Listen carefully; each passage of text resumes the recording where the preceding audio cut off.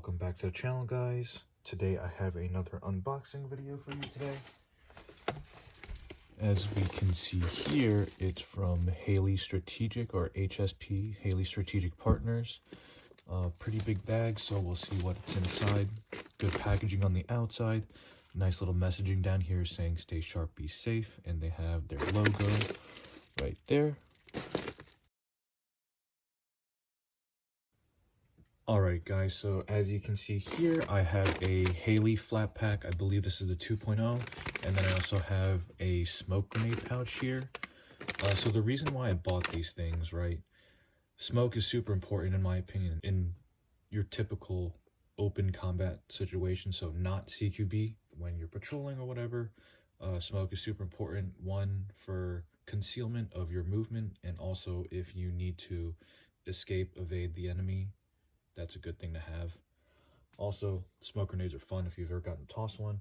And then flat pack. On the back of my JPC, I do not have any panels right now, so this would be a good filler in the place, so because it holds water, so I'll stay hydrated, and it has extra pouches in case I need to store anything. And everything's already pre-sealed, and I was told from Haley that they have Molly webbing back here that you can actually web onto the back.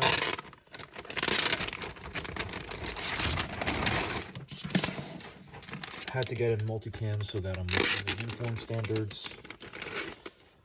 But as you can see here, regular multicam, and there's nice tight webbing. This looks like it could fit one, or if you have and it's has a little bungee cord, so I could probably use this for a standard magazine.